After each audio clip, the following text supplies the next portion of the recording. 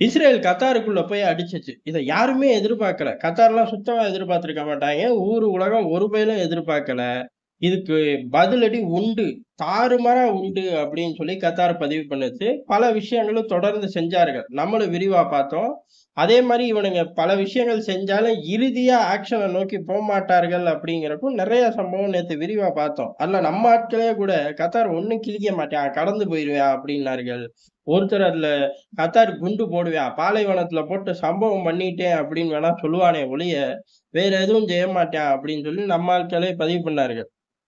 ஏறக்குறைய அதுதான் நடந்திருக்கு. அத விரிவா பார்ப்போம். அதுக்கு முன்னாடி சம்பவத்த செஞ்ச இஸ்ரேல் என்ன பண்ணுது அப்படிங்கிறத, அவன் ஸ்வீட் எடு, கொண்டாடு அப்படின்னு சுத்திக்கிட்டு இருப்பானே நம்ம பையன் அப்படின்னு கேட்டா, நம்ம பையன் அப்படிலாம் சுத்தல. இங்க இஸ்ரேலும் நம்ம பையன் தான், கத்தாரும் நம்ம பையன் தான். அல் ஜசீராவ வச்சு வம்பு இழுத்தாலும் இப்பலாம் நம்மள ஒண்ணும் வம்பு இழுக்கிறது இல்ல. கத்தார் உண்மைய சொல்லப்போனா நல்ல உறவு.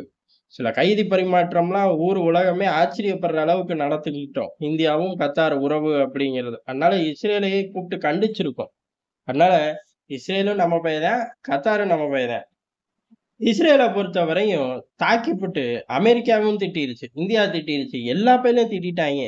மடியில உட்கார வச்சு கொஞ்சறக்கு ஒரு ஆளு கிடையாது. பெஞ்சமின் நெத்தன்யாவுக்கு உள்ளூர்ல கிடையவே கிடையாது. இவன் போய் கத்தார்ல சம்பவம் பண்ணணும்லாம் பண்ணல. இவன் பதவிய காப்பாத்த தொடர்ந்து யுத்தத்த நடத்திக்கிட்டே இருக்கான் அப்படின்னு சொல்லி தான் திட்டிக்கிட்டு இருக்கார்கள் ஒரு பக்கம். ஒரு பக்கம் தான். ஏன் அப்டின்னா, இஸ்ரேலோட அரசியல் கட்சிகள்னு எடுத்துக்கிட்டா அம்புட்டு பேரும் சமமான செல்வாக்கு. அதுல 1% 5% கூடி நிக்கிறவன் தான் தலைவன். அப்படிதான் பெஞ்சமின் நெத்தன்யாகு ஹீரோவா சுத்திக்கிட்டு இருக்காரு அவரு. ஆனா மொத்த பேரும் நீ 0வா சுத்திக்கிட்டு இருக்க. அது கூட போய் தொலையுது. தொடர்ந்து யுத்தம் பண்ணா இஸ்ரேல் பொருளாதாரமும் 0வா போயிரும்டா டேய்! அப்படின்னு சொல்லி கத்திக்கிட்டு இருக்காருங்க. இதுக்கு நடுவுல அண்ணன் அமெரிக்காவும் திட்டிப்புட்டான். நான்லாம் ஒண்ணும் சொல்லலப்பா. அவனா செஞ்சுப்புட்டான். இதுக்கு எனக்கும் சம்மந்தம் கிடையாது. நான் கத்தார் கூட பேசிக்கிட்டு இருக்கேன் தீவிரமா அப்டின்ட்டாய்ங்க. கத்தார பொறுத்தவரை, நீ பேசி எங்களுக்கு ஒண்ணும் நடக்க போறதில்ல. உன்ட்ட அவன் கடைசி நேரம் சொல்லியிருக்கான். நீ என்ட்ட வந்து சொல்லும்போது சம்பவமே முடிஞ்சு போச்சு. உனக்கு நல்லா தெரியும். அவன் பைலட்டு பறந்துகிட்டு இருக்கும்போது தான் சொல்லியிருப்பான். அப்ப நீ என்ன அலர்ட்டா இருந்திருக்கணும். ஆனா நீ எதுவுமே பண்ணல அப்படின்னு சொல்லி அமெரிக்கா மீதும் கோவம். சரி இம்புட்டு பேர் அடிச்சதுக்கு அப்புறம் இஸ்ரேல் என்னதான் பதிவு பண்ணுது அப்படிங்கிறது தான் ஹைலைட்டு. இஸ்ரேல பொறுத்தவரையும் அமெரிக்கா பாகிஸ்தானுக்குள்ள போய் பின் லாடன தட்டி தூக்குச்சு. அப்ப எல்லாம் பாராட்டுனீங்க, கை தட்டுனீங்க. இப்ப என்ன என்னைய மட்டும் திட்டுறீங்க? நானும் அதே தானே பண்ணேன். பின் லாடன் மாரி தானே ஹமாஸு, அல் கெய்தா மாரி தானே ஹமாஸு. நானும் அதே தான் பண்ணியிருக்கேன். கத்தார் அவனுங்களெல்லாம் வெளியேத்திறணும். இல்ல இன்டர்நேஷனல் கோர்ட்ல ஒப்படைக்கணும். 2 இல்லாம பதுக்கி வச்சிருக்கிறது தான் இந்த பிரச்சனைக்கெல்லாம் காரணம். நான் கிடையாது. கத்தார் தான் அப்படின்னு சொல்லி ஒரே போடா போட்டுருச்சு. அந்த பின் லாடன் பதுங்கி இருந்தது, போய் வேட்டையாடினது, அத இன்னும் கொஞ்சம் சவுண்டா சொல்லியிருக்கலாம். காரணம், இப்ப பாகிஸ்தானோட அமெரிக்கா என்னா மாரி ஒரு உறவுல இருக்கான் அப்படிங்கிறது இன்னும் தெளிவா தெரியும். ஆனா, இஸ்ரேல் என்னதான் இப்படி குதிச்சாலும், அமெரிக்காவ பொறுத்தவரை அமெரிக்காவுக்கு தெரிஞ்சுதான். காரணம் என்ன? அமெரிக்காவ பொறுத்தவரையும் அமெரிக்கா ட்ரேட் வார்ல இருக்கு. உக்ரைன் யுத்தத்துல இருக்கு. ஒரு பயலும் சொல் பேச்சு கேட்க மாட்டேங்கிறாய்ங்க. அப்படி சொல் பேச்சு கேட்காத பயலுகள ஒவ்வொருத்தன வச்சு மிரட்டுறது. உதாரணத்துக்கு இந்தியாவுக்கு எதிரா பாகிஸ்தான தூண்டுறது.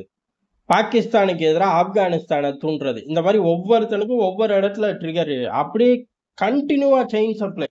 இப்ப இந்தியாவுக்கு எதிரா பாகிஸ்தான், பாகிஸ்தானுக்கு எதிரா ஆப்கானிஸ்தான், ஆப்கானிஸ்தானுக்கு எதிரா நார்தர்ன் ரெசிஸ்டன்ட். இந்த மாரி அப்படியே அந்த செயின் சப்ளை எங்கேயுமே பிரேக் ஆகாது. இவனுக்கு மட்டும் எங்கிட்டு தான் குடுத்து வச்சுச்சுன்னு தெரியல. மத்த எல்லா நாடுகளுக்கும் எங்கிட்டோ ஒரு இடத்துல பிரேக் அடிக்கும்.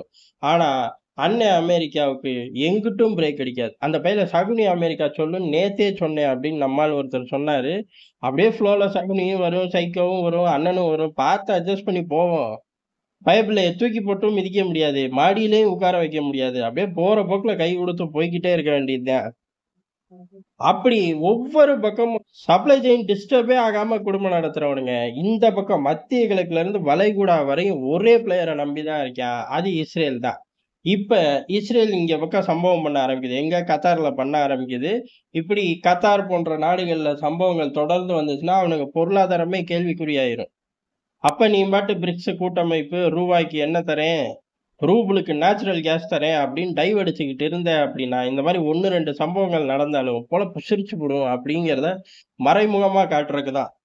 அமெரிக்காவோட அனுமதி இல்லாம, அமெரிக்காவுக்கு தெரியாம கடைசி நேரத்துல கூப்பிட்டு சொல்ற பங்காளி இஸ்ரேல் கிடையாது. அவன் ஃபர்ஸ்ட்டே போட்டிருப்பான் ரூட்ட.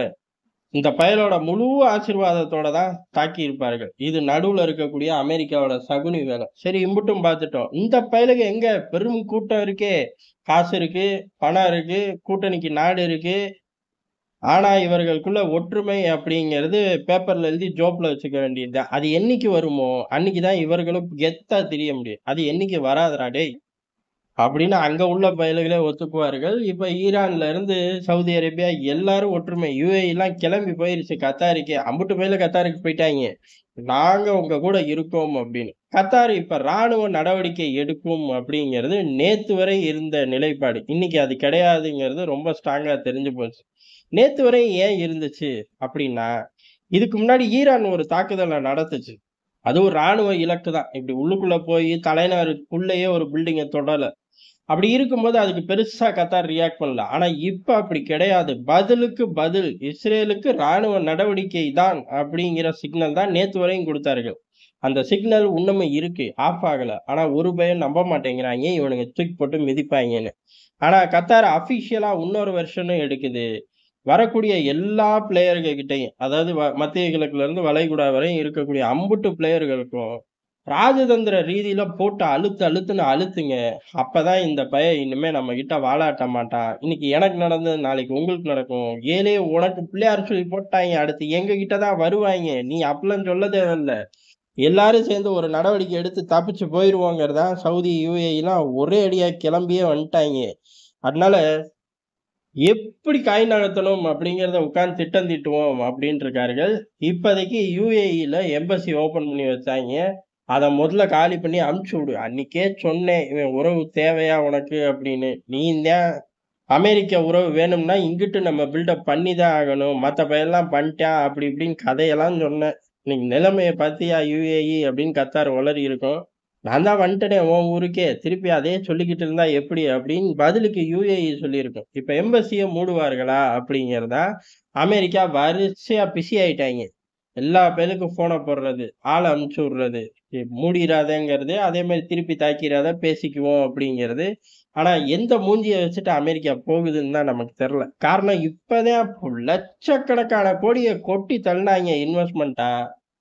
பத்தாததுக்கு விமானம்லாம் பரிசா தந்தாய்ங்க. அம்புட்டையும் வாங்கி வச்சுட்டு இப்படி ஒரு சம்பவத்த பண்ணிட்டானே இந்த மனுஷன் அப்படின்னு நினைக்கும்போது, அதுக்கு எனக்கு சம்மந்தம் இல்ல. என்னைய ஒண்ணும் தப்பா நினைச்சுக்காத ப்ளீஸ் அப்படின்னு சொல்லி அமெரிக்கா போய் பேசுது. நம்ப மாட்டார்கள். ஆனா அமெரிக்காவ உள்ள விட்டு தானே ஆகணும். அதனால உள்ள விட்டு பேசுறார்கள். அப்ப கத்தாரோட ராணுவ நடவடிக்கை அப்படிங்கிறது இப்போதைக்கு கேள்விக்குறி. வரதுக்கு வாய்ப்பு கம்மி. ஆனா இல்லவே இல்லைன்னு சொல்ல முடியாது. காரணம் கத்தார் ஒரு முடிவோட இருக்கு. இத இப்படியே விட்டோம்னா நம்மள ஒரு பயம் மதிக்க மாட்டாங்கறலாம் 2வது நேச்சுரல் கேஸுக்கு நாயா, பேயா அலையறாய்ங்க. அப்புறம் நம்மள தட்டி விட்டு நம்மள்து அப்புறம் ஓசிலயே எடுத்துட்டு போக பிளான் வச்சிருந்தாலும் வச்சிருப்பாய்ங்க. அது பிளான் பியாவும் இருக்கலாம், இசட்டாவும் இருக்கலாம். நம்ம இப்பவே அலர்ட்டா இருப்போம் அப்படின்னு சொல்லி கத்தார் ராஜதந்திர ரீதியிலயும் சரி, ராணுவ ரீதியிலயும் சரி, அடிக்கிறக்கு தயாரா இருக்கு அப்படிங்கிறது தான் இப்போதைக்கு வர சிக்னல். ஆனா கூட்டம் ஒண்ணு கூடிருச்சு. அந்த ஒண்ணு கூடின கூட்டம் ரஷ்யாவ நோக்கி நகருது. இப்ப அமெரிக்காவுக்கு தான் கூடுதலான சிக்கல். ரஷ்யாவ நோக்கி நகரக்கூடாது அப்படின்னு தான் இஸ்ரேல தட்டி விட்டுருக்கோம். சந்தோஷமா போய் செஞ்சுக்க சம்பவத்த அப்படின்னு. இப்ப அதுவே மிகப்பெரிய பேக் ஃபயர் ஆயிருக்கு. இருந்தாலும் இந்த பர்ட்டிகுலர் ரஷ்யாவோட அப்டேட் அப்படிங்கிறத அடுத்தடுத்து நியூஸ் வரும்போது விரிவா நம்ம பார்ப்போம். இப்போதைக்கு கத்தார் ராணுவ நடவடிக்கையிலிருந்து கொஞ்சம் இறங்கி அப்படி யூ டர்ன் போட்டு ராஜதந்திர நடவடிக்கைக்குள்ள போயிருக்கு. இஸ்ரேலுக்கு இது எந்த அளவுக்கு அழுத்தத்த குடுக்கும் அப்படிங்கிறத பொறுத்திருந்து தான் நம்ம பார்க்கணும்.